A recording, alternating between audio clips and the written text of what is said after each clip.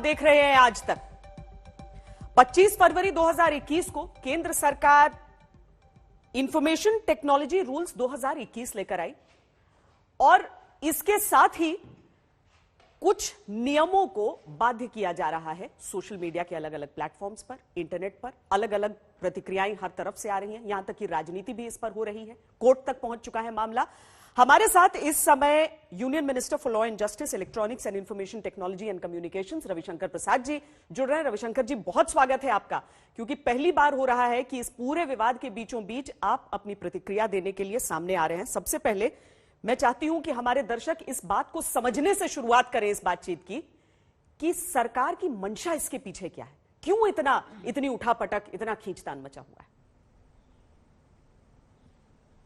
नाविका जी, अरे क्षमा करिए श्वेता जी, आपका बहुत अभिनंदन कि आपने मुझे अवसर दिया है। और चूंकि आपका चैनल बहुत विस्तार से देखा जाता है तो मुझे कृपया करके थोड़ा वक्त दीजिए। मैं संक्षेप में ये विषय को आपके दर्शकों के लिए रखना चाहता हूं। भारत में लगभग 130 करोड़ फेसबुक, आपके व्हाट्सएप, ट्विटर, लिंक्डइन इसके लोग यूज करते हैं। स्वागत है, वो इसका उपयोग करें, वो शक्तिशाली भी बने, वो सवाल पूछें, सरकार की आलोचना करें। हम इन सबों का पूरा सम्मान करते हैं और ये विदेशी कंपनियां भारत में मुनाफा कमाएं, हमें कोई आपत्ति नहीं है। विषय सोशल मीडिया कंपनी के उपयोग का नहीं है, विषय इसके दुरुपयोग का है। और जब दुरुपयोग होता है तो वे व्यक्ति क्या करे? क्या सच्चाई नहीं है कि कई बार माताएं मुझसे शिकायत करती कि उनकी बिटिया किसी के प्रेम में फंस गई थी, अब उसका एक्स बॉयफ्रेंड वो सारे कॉम्प्रोमाइजिंग फोटोग्राफ को वायरल कर रहा है, किसी महिला की मॉफ फोटो दिखाई जाती है, किसी को डिफेम करते हैं, कोई नया उद्योग खोलता है तो उसके प्रतिद्वंदी शुरू से इतना कैंपेन चलाते हैं सोशल मीडिया पर कि वो संपादक, पत्रकार, उद्योगपति, अब जजेस भी। तो इसकी शिकायत का क्या केंद्र होगा? स्वयं सुप्रीम कोर्ट ने प्रांजुला केस में कहा था कि रेप इत्यादि पर एक सख्त कानून बनना चाहिए सोशल मीडिया पर दिखाने के लिए। अभी मेरे पास ये फेसबुक का केस है सितंबर 2019 का, जिसमें सुप्रीम कोर्ट ने यही कहा कि जो ओरिजिन होता है कोई खुराफाती मैसेज का जिससे समस्या होती है, उसके जानने का अधिकार है, सरकार को रेगुलेशन बनाना चाहिए। संसद में चर्चा हुई थी, मैंने स्वयं संसद को फेक न्यूज पर कंफर्म किया था। आजकल आपके चैनल, क्या सभी चैनल फेक न्यूज की खोज करते हैं कि ये वायरल है, सही है या गलत है? संसद की अनुशंसा, सुप्रीम कोर्ट की अनुशंसा, व्यापक विमर्श के बाद हमने इसको लाया। 25 फरवरी को 3 महीने का वक्त दिया। हम क्या चाहते हैं? आप एक भारत में ग्रीवांस रिड्रेसल ऑफिसर बनाइए, शिकायत का केंद्र का पदाधिकारी, जहां पीड़ित लोग शिकायत कर सकें। एक आप कंप्लायंस ऑफिसर बनाइए, एक आप नोडल ऑफिसर बनाइए। और दूसरा, व्हाट्सएप से क्या आग्रह है, इसको बहुत ठीक से समझिए। ऑर्डिनरी व्हाट्सएप के यूजर को कोई शिकायत नहीं, वो आराम से काम करें। हम उन्हीं मैसेज का ओरिजिन चाहते हैं जिसके मैसेज के सर्कुलेट होने के कारण हिंसा होती है, सांप्रदायिक दंगा होता है, आतंकवाद की घटना बढ़ती है, या कोई बलात्कार की घटना या बच्चों के साथ सेक्सुअल एब्यूज की घटना को आप वायरल करते हैं। ऐसे में आपको बताना पड़ेगा यह खुराफात किसने शुरू किया, वो बता। और देखिए, हम कोई मैसेज नहीं जानना चाहते हैं, उनका मैसेज तो ऑलरेडी वायरल है। आप तो इतने अनुभवी पत्रकार हैं, आपको पता है कि दिल्ली के सीए के समय दंगों में बहुत से व्हाट्सएप मैसेज पाकिस्तान से आए थे, तो हिंदुस्तान में उसको किसने शुरुआत किया? यही तो कुल मिला के मामला है। तो इसमें दिक्कत क्या है? ये तो इन लोगों को खुद करना चाहिए। तरफ से ये कहा गया है कि इसके लिए इंक्रिप्शन को तोड़ना होगा, और जैसे ही इंक्रिप्शन टूटा, यानी कि सबके जो निजी मैसेजेस हैं उसको व्हाट्सएप को उसका बैकअप रखना पड़ेगा, अपने पास रखना पड़ेगा, और सीधे तौर पर इसका मतलब हो जाएगा कि उनकी जो निजता है वो अब निजी रही नहीं गई। मैं आपका इस उत्तर आपको अभी देता हूं, लेकिन पहले एक मुझे सवाल पूछना है। अमेरिका के राष्ट्रपति, ऑस्ट्रेलिया के प्रधानमंत्री, इंग्लैंड के प्रधानमंत्री, कनाडा के प्रधानमंत्री जब संयुक्त रूप से आपसे आग्रह करते हैं तो वहां तो आप दे रहे हैं कि नहीं दे रहे हैं? अमेरिका की एफबीआई जब आपसे मांगती है कि हमें इन आतंकवादियों का मैसेजेस बताओ, तो आप देते हैं कि नहीं देते? सिर्फ भारत में ही आपको समस्या है? अरे टेक्नोलॉजी तो सबका उत्तर है। और फिर कहूंगा श्वेता जी, आप इस महकमे को फॉलो करती हैं, तो आप हमें यह बताइए कि अभी जो व्हाट्सएप की नई प्राइवेसी पॉलिसी आई है, जिसको लेकर कोर्ट में बहस भी चल रही है, हमने भी नोटिस किया, उन्होंने कहा है कि अभी हम इसको रोकेंगे जब तक डेटा प्रोटेक्शन लॉ नहीं आता है। उसमें क्या कहा हुआ है कि व्हाट्सएप अपने यूजर्स का डेटा फेसबुक और बिजनेस एंटिटी के साथ साझा करेगा। तो उस समय इंक्रिप्शन का सवाल नहीं है क्या? आप मुझे ये बताइए। जब फेसबुक ने कैम्ब्रिज एनालिटिका को लगभग 5 लाख भारतीयों का डेटा दे दिया था, तो उसमें इंक्रिप्शन की समस्या नहीं थी क्या? ये टेक्नोलॉजी की समस्या है, टेक्नोलॉजी के द्वारा सुधर जाएगी।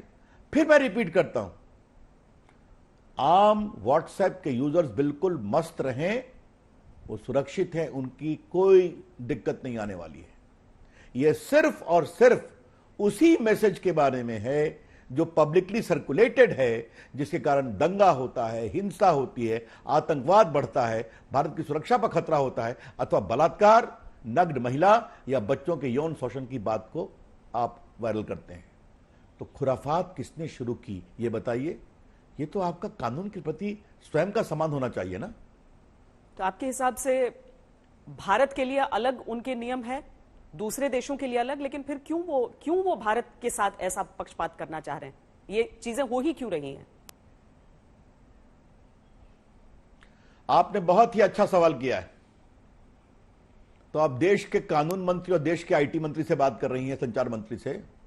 तो श्वेता जी, बहुत मैं विनम्रता से कहना चाहता हूं इन सारी सोशल मीडिया कंपनियों को, भारत की डिजिटल संप्रभुता के साथ कोई समझौता नहीं किया जाएगा, कोई समझौता नहीं किया जाएगा।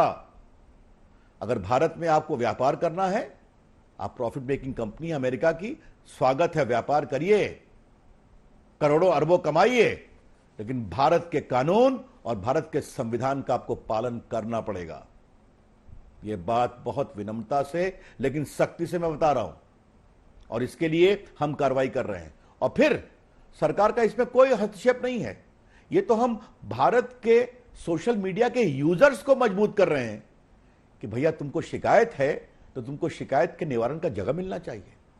आज ये कहते हैं अमेरिका में जवाब दीजिए, अमेरिका में कंप्लेन करिए। कमाल है, आप यहां से अरबों कमाएंगे भारत के यूजर्स से, लेकिन उनके शिकायत का कोई आप प्लेटफॉर्म नहीं देंगे जहां वो शिकायत कर सके। एक विछप मां अपनी बेटी की इज्जत की दुहाई देके जाए, कोई महिला जिसकी मॉफ्ट इमेज लगाई गई है, कोई व्यक्ति जिसको डिफेम किया जा रहा है, कोई संपादक पत्रकार जिसके खिलाफ अनावश्यक अपशब्द कहे जा रहे हैं। अब आपने दूसरी बात कही तो मैं आपको एक बात और बता दूं, और ये जानना बहुत जरूरी है। आप लद्दाख को बहुत कवर करती हैं। आपको याद होगा ट्विटर ने एक बार लद्दाख के पार्ट के मैप को चीन का बताया था। जब उन्होंने बहुत प्रोटेस्ट किया तो बहुत मुश्किल से निकाला। ये सिंगापुर के वेरिएंट को जब कहा गया तो वहां प्रोटेस्ट किया गया तो आपने फट से हटा दिया। लेकिन भारत के कोविड दुर्भाग्यपूर्ण है तो आप उसको इंडिया वेरिएंट अपने प्लेटफॉर्म पर चलाते हैं। क्यों चलाते हैं आप? जवाब दीजिए इसका। याद करिए जब फार्मर्स का प्रोटेस्ट था तो जब लाल किले पर कुछ शरारती और आतंकवादी प्रोत्साहित करने वाले ताकतों ने हमला किया तो आपने कहा यह तो फ्रीडम ऑफ एक्सप्रेशन है, बोलने का अधिकार है। लेकिन जब वॉशिंगटन के कैपिटल हिल पर लोगों ने हमला किया तो आपने सबके ट्विटर अकाउंट बंद कर दिए, उस समय के राष्ट्रपति का भी बंद कर दिया। अच्छा किया। तो भारत के साथ ये दोहरा मानदंड क्यों? यही मेरे सवाल। ये दोहरा मानदंड नहीं चलेगा। आप अमेरिकी सीनेट के सामने पेश हो जाते हैं, चाहे जुकरबर्ग हो या बाकी हो। आप ब्रिटिश हाउस ऑफ कॉमन्स के सामने हो जाते हैं। जब भारत की संसद की कमेटी बनाती है तो आप नानुकुर करते हैं। तो मुझे कहना पड़ा भारत की संसद भी उतनी ही महत्वपूर्ण है जितना अमेरिकी कांग्रेस है। तो ये इनको समझना पड़ेगा। अभी आप देखिए, वैक्सीन के लिए हम सब काम कर रहे हैं। आप वैक्सीन हेजिटेंसी के कई ट्वीट्स को आप करते हैं वायरल, क्यों करते हैं? ये आप खुद क्यों नहीं सोचते? और एक तरफ आप कहते हैं कि अभिव्यक्ति की आजादी, और दूसरा आपने एक कानून बना दिया है किसका ट्विटर अकाउंट हम ब्लॉक करेंगे और किसका नहीं करेंगे ये हम ही तय करेंगे। रविशंकर जी, देश हित की बात एक तरफ है और देश हित के हिसाब से ये जरूरी है, हाँ होना चाहिए यहां पर अफसर, क्योंकि जो भारत के जो इंटेलिजेंस एजेंसीज हैं उन्हें वाकई बहुत मेहनत करनी पड़ती है, बहुत मुश्किलें होती हैं कि इस तरह से सोशल मीडिया से या ईमेल्स के जरिए उन्हें पूरा मेल ट्रेल मिल सके, सोर्स मिल सके। लेकिन यहां पर एक चीज है जो आज के विमर्श से सामने आती है, और खासकर जिस तरीके से ये भारतीय जनता पार्टी और कांग्रेस की लड़ाई के बीच ट्विटर का किरदार आ जाता है, manipulated media. Bharatiya Janata party के कुछ नेताओं के ट्वीट के साथ इस शब्द का इस्तेमाल उन ट्वीट्स के साथ जहां पर कांग्रेस के टूल किट की बात की जाती है, और इसीलिए विमर्श में यह सवाल उठ जाता है कि कहीं यह सरकार की तरफ से बैकडोर सेंसरिंग तो नहीं है। देखिए, पहले मैं आपको बता दूं श्वेता जी, 25 फरवरी को यह गाइडलाइन गजट में प्रभावी हो गए थे। उसी में कहा गया था कि जो सिग्निफिकेंट सोशल मीडिया प्लेटफॉर्म है, जो बड़े हैं 50 लाख से ऊपर यूजर बेस के, उनके लिए हम 3 महीने का विंडो देते हैं। उनको मालूम था कि 26 से यह प्रभावी हो गया, 25 की रात में मई में खत्म हो गया। उस समय न टूल किट था, न कांग्रेस थी, न भाजपा था, इसलिए यह कहने का कोई मतलब नहीं है। और बहुत लोगों ने पालन कर भी दिया, आपको बताना चाहता हूं मैं। या कुछ लोगों ने कहा कि हम जल्दी करने जा रहे हैं, एक आध 2 दिन में। अब जो टूल किट की बात है, इस पर क्योंकि मैं देश का कानून मंत्री हूं, मुझे ज्यादा नहीं बोलना चाहिए। मामला पुलिस के इन्वेस्टिगेशन में है, लेकिन भारत का कानून श्वेता जी यह भी कहता है कि अगर कोई पुलिस के सामने मामला है तो उसके अनुसंधान में सबको मदद करना चाहिए, कोई भी हो, संस्था हो या व्यक्ति हो। आप मदद क्यों नहीं करेंगे? अगर आपके पास कुछ मटेरियल है जिसने आपने पाया कि यह मैनिपुलेटेड है, तो उसको आप शेयर करिए पुलिस के पास। और पुलिस कोई उनको गिरफ्तार करने नहीं गई थी, समन देने गई थी, क्योंकि बुलाने पर वो नहीं आए थे। अब कांग्रेस पार्टी ने जाकर के कहीं और एफआईआर भी फाइल किया छत्तीसगढ़ में। अब उनको घबराहट हो रही है, यहां इन्वेस्टिगेशन हो रहा है तो उनसे सवाल पूछे जाएंगे। अब इस पर मुझे कुछ नहीं कहना है, लेकिन बड़ा सवाल इससे एक और निकलता है, वो मैं आपके सामने आपके दर्शकों के विचारार्थ रख रहा हूं। ये सभी प्लेटफॉर्म है, इस पर कोई भी व्यक्ति अपनी अभिव्यक्ति की बात कह सकता है। हां, अगर कोई आतंकवाद का प्रमोशन है, कोई महिला की डिग्निटी का कॉम्प्रोमाइज है, तो इसमें वो कार्रवाई करना भी चाहिए। लेकिन कोई किसी की आलोचना कर रहा है या कोई किसी की आलोचना का जवाब दे रहा है, तो आप तय करेंगे कि किस अकाउंट को चलने दिया जाए, किसको बंद किया जाए। और फिर एक और बड़े सवाल है, आप अगर मैनिपुलेटेड की बात करते हैं तो आपको तो सीधा पुलिस का इन्वेस्टिगेशन तो यही हो रहा था ना। इससे अधिक और मैं कुछ नहीं कहना चाहूंगा। आप जब प्लेटफॉर्म हैं तो आप संपादक बनते हैं, आप प्रकाशक बनते हैं, आप न्यूज़पेपर बनते हैं, तब तो जो एग्जम्पशन है आपको इंटरमीडिएट का सेक्शन 79 में कि आपके खिलाफ कोई कार्रवाई नहीं होगी अगर आपके प्लेटफॉर्म पर किसी प्रकार की बात होती है। तो दोनों कैसे चलेगा श्वेता जी? पर रविशंकर जी, आपको लग रहा है कि संपादक बनिए, आपको लग रहा है कि ट्विटर जो है वो जो बाकी विपक्षी पार्टियां हैं उनके इशारे पर काम कर रही है या उनके लिए काम कर रही है, जिनकी मौजूदगी एक तरह से हम केंद्र में देखें तो न के बराबर है। ट्विटर ऐसा क्यों करेगा? नहीं, मेरा जवाब दूसरा है उसका। कुछ लोग जो ट्विटर से अपनी पॉलिटिक्स करते हैं, फिर रिपीट कर रहा हूं, कुछ लोग जो ट्विटर से ही अपनी पॉलिटिक्स करते हैं, वो आजकल ट्विटर की पॉलिटिक्स कर रहे हैं। उनको मुबारक है। जमीन की पॉलिटिक्स करें, जमीन से जुड़ना सीखें। और यही बात मैं कहूंगा, ये सारे प्लेटफॉर्म हैं, ये आए, अपना काम करें, जनता को अवसर दें। अच्छा काम किया है, खूब मुनाफा कमाएं, हमें कोई दिक्कत नहीं है। लेकिन हमें आजादी और बोलने की आजादी की नसीहत नहीं दें।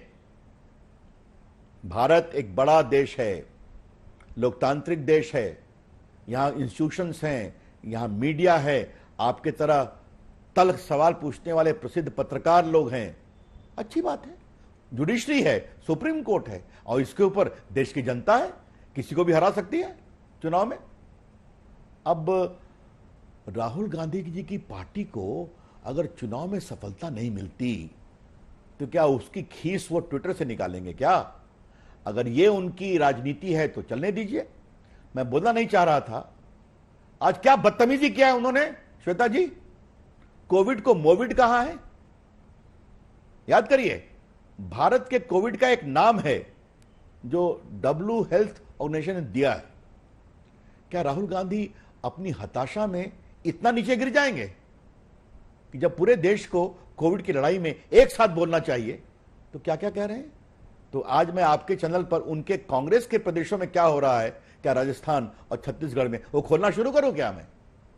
ये मुझे बहुत पीड़ा होती है कि एक व्यक्ति जो इतने बड़े खानदान से है, जिसके कारण वो है जहां वो है, उनका स्तर ये हो गया है। इससे अधिक और मुझे कुछ नहीं बोलना। रविशंकर जी, कपिल सिब्बल ने आज आईटी मिनिस्ट्री से ही सवाल पूछा। उन्होंने लिखा कि how can you say Twitter's action dilutes the credibility of Twitter as a neutral and unbiased platform before the investigation is over. यानी जिस चीज के लिए ट्विटर पर उंगली उठा रहे हैं कि बिना इन्वेस्टिगेशन के कैसे वो मैनिपुलेटेड मीडिया कह सकता है, वैसे पहले ट्विटर पर इस तरह से आरोप कैसे लगाए जा सकते हैं कि वो बायस्ड है। आप जवाब देना चाहेंगे इस आरोप का? अब देखिए, आपको उनको यहां नहीं लेना चाहिए था। अब आपने पूछ ही लिया है तो कपिल सिब्बल सीनियर एडवोकेट और कपिल सिब्बल देश के पूर्व आईटी मंत्री का यह कमेंट नहीं है। यह कपिल सिब्बल कांग्रेस के नेता का कमेंट है। इससे अधिक मुझे कुछ नहीं कहना है।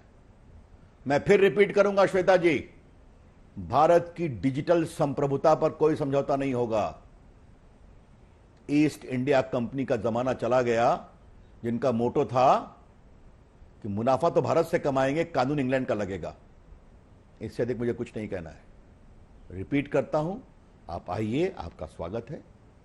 अपने यूजर्स को अपने सवाल उठाने दीजिए, वो हमसे भी पूछें, मोदी जी से पूछें, खूब सवाल करें, आलोचना करें, सबों की आलोचना करें, कोई दिक्कत नहीं है। कि भारत का संविधान है, लेकिन भारत का कानून और भारत के संविधान का पालन आपको करना पड़ेगा।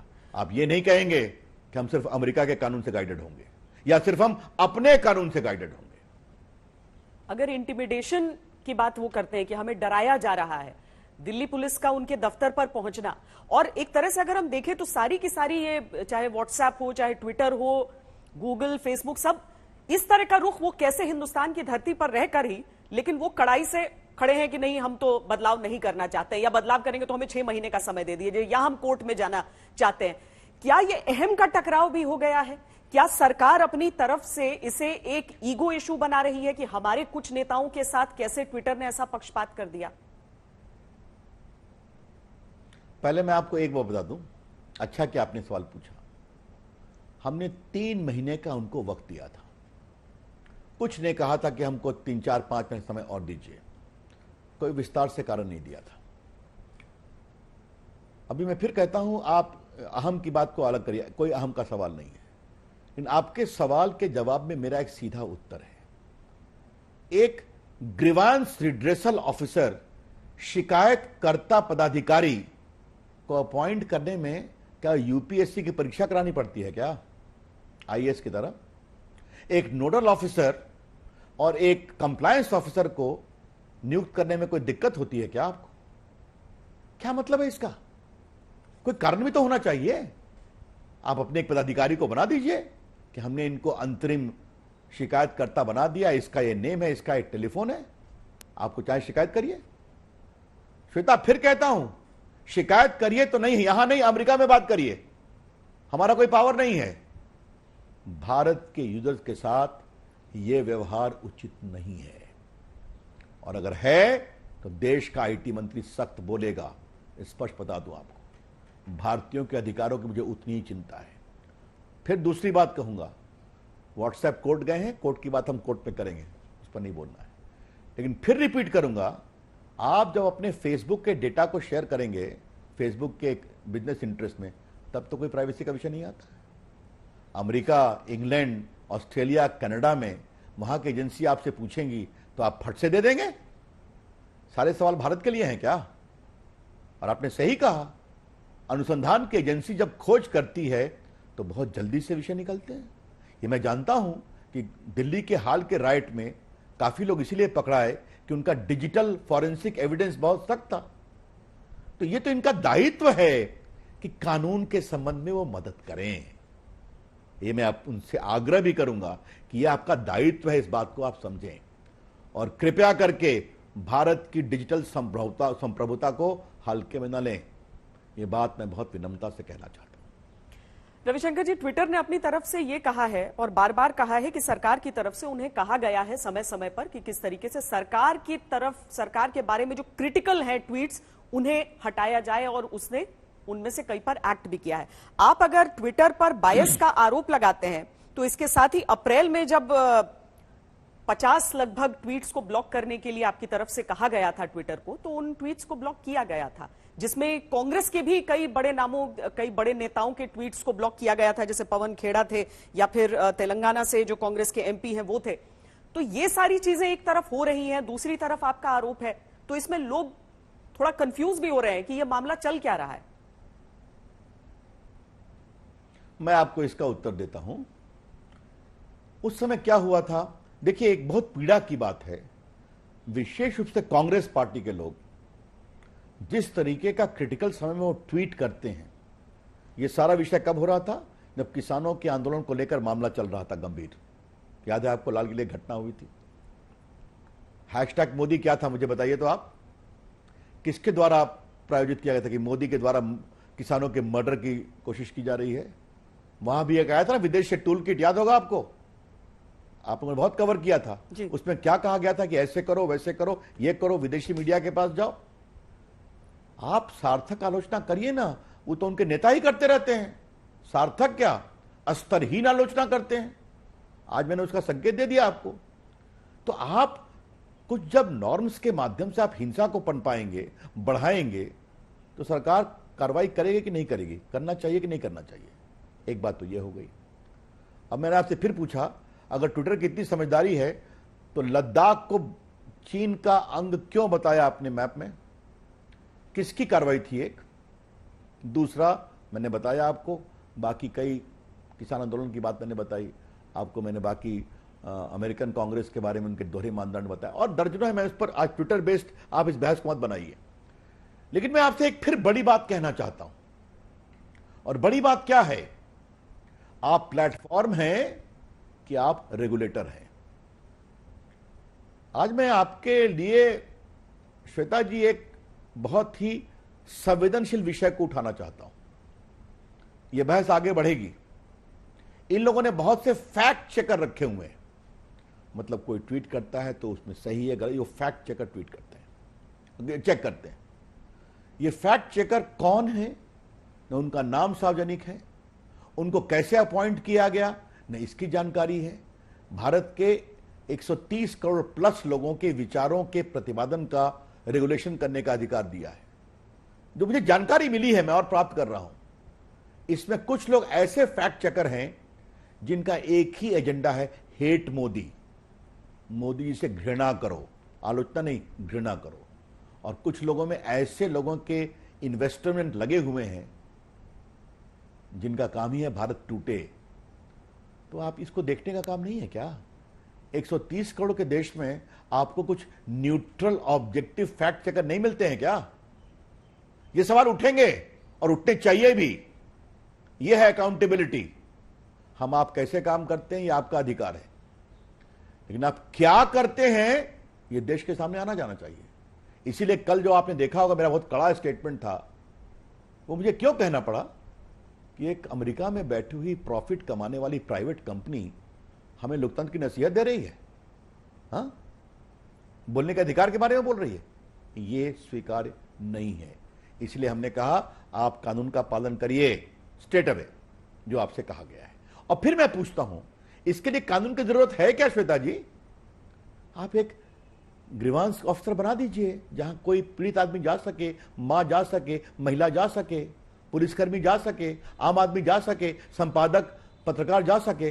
तो क्या दिक्कत है कि आप 15 डेज में बताइए कि आपने उनके शिकायत का निष्पादन किया है नहीं किया। एक नोडल ऑफिसर रखिए कि कोई पुलिस इन्वेस्टिगेशन, भैया हमारी मदद करो, हमें इस आतंकवादी के बारे में जानकारी प्राप्त करनी है, मदद करो। आप बाहर में करते हैं, हिंदुस्तान में क्यों नहीं करिएगा?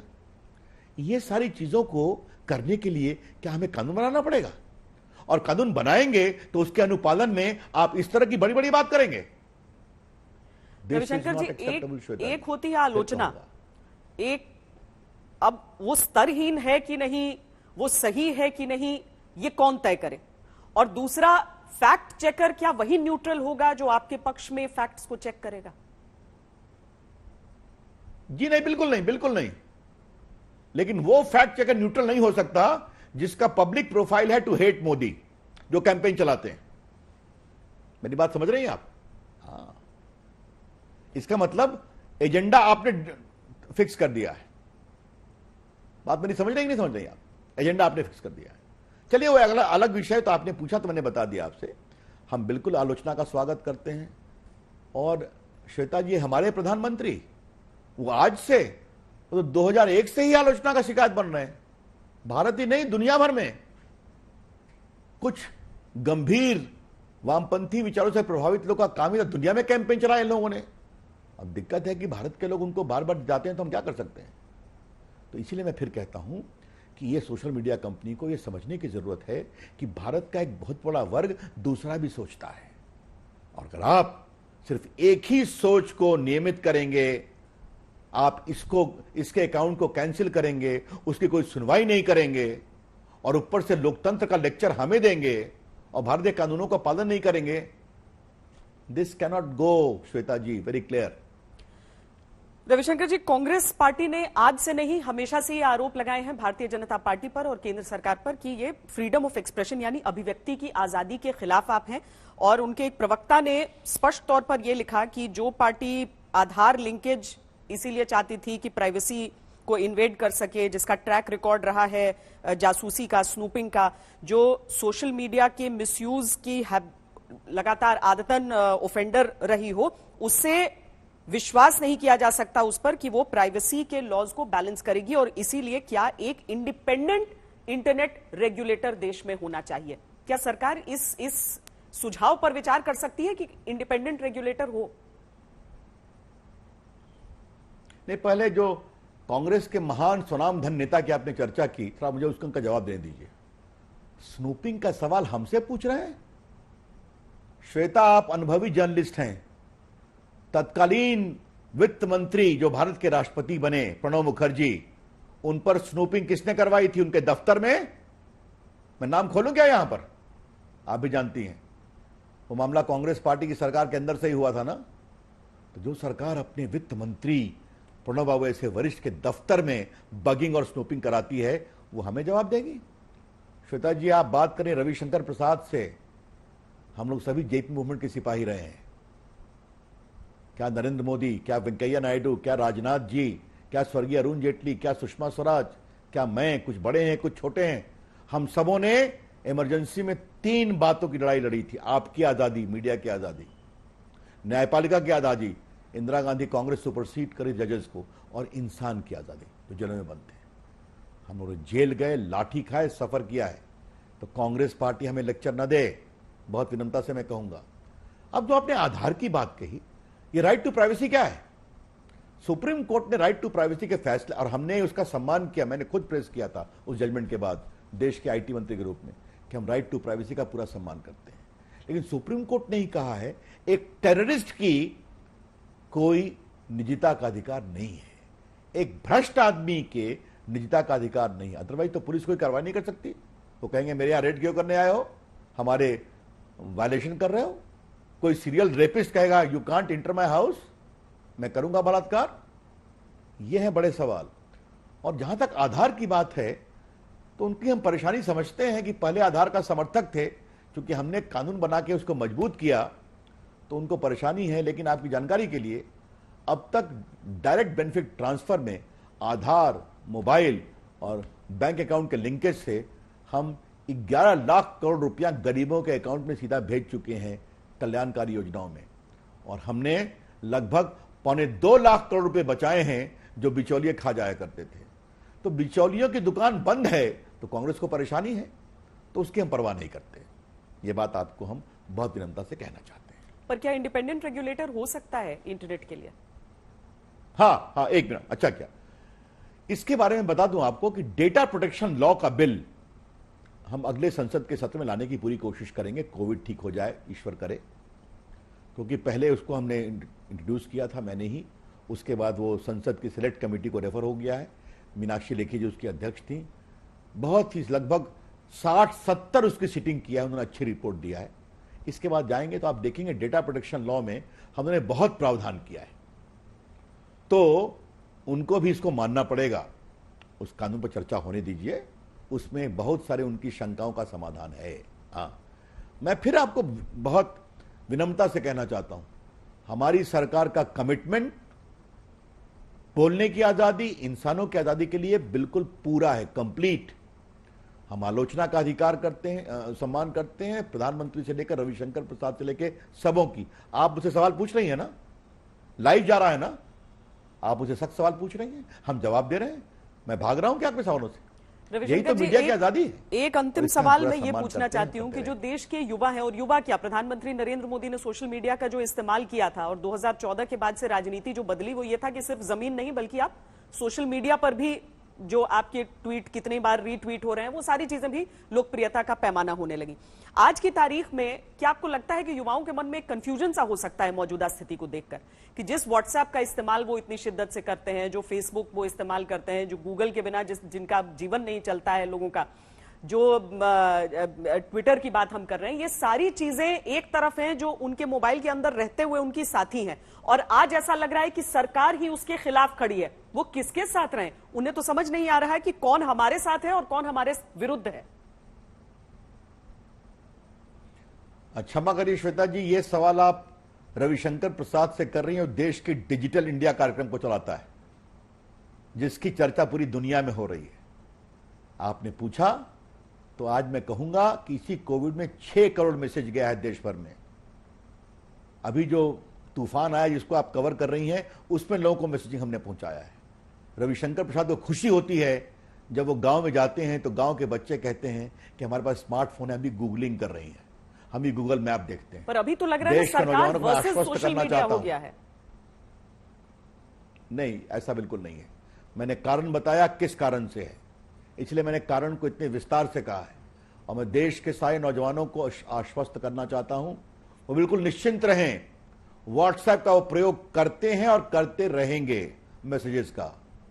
बाकी सोशल मीडिया का प्रयोग वो करते हैं, आज देश स्टार्टअप में कहां से कहां पहुंच गया, दुनिया का लगभग 4th या 5th स्थान बन गया 3-4 साल में। आज बिल्कुल आप देख रहे हैं कि देश में एक से एक नए इनोवेटिव प्रोडक्ट्स आ रहे हैं। आज भारत की सोशल मीडिया कंपनी आगे बढ़ रही हैं परफॉर्म करके, तो ये हम करेंगे। और देश के नौजवानों को डिजिटल इंडिया में जो अवसर मिल रहा है टेक्नोलॉजी के माध्यम से, उसका हम पूरा अवसर देंगे। दोनों को जोड़ा नहीं जाए, सोशल मीडिया यहां काम करें, लोग उस पर सवाल पूछें, अच्छी बात है। आपका सिर्फ एक ही काम है, कृपया करके जो दायित्व आपको दिया गया, जो मैंने विस्तार से बताया, ग्रीवांस ऑफिसर बनाइए भारतीय एड्रेस के साथ, नोडल ऑफिसर बनाइए एड्रेस के साथ, कंप्लायंस ऑफिसर बनाइए, ये सारी बातें आपको करना पड़ेगा। और बाकी व्हाट्सएप के बात मैंने बताया, सिर्फ और सिर्फ वो आवश्यकता होगी किसमें, अगर आतंकवाद का विषय है, देश की संप्रभुता का विषय है, या फिर बलात्कार, महिला की डिग्निटी के सवाल हैं, इसमें आपको बताना पड़ेगा ये खुराफात किसने शुरू की, क्योंकि ऑलरेडी वो मैसेज पब्लिक डोमेन में है। और कोई मैसेज ना हम खोलना चाहेंगे, ना हम खोलने की इजाजत भी देंगे। बहुत धन्यवाद रविशंकर जी हमसे बातचीत करने के लिए।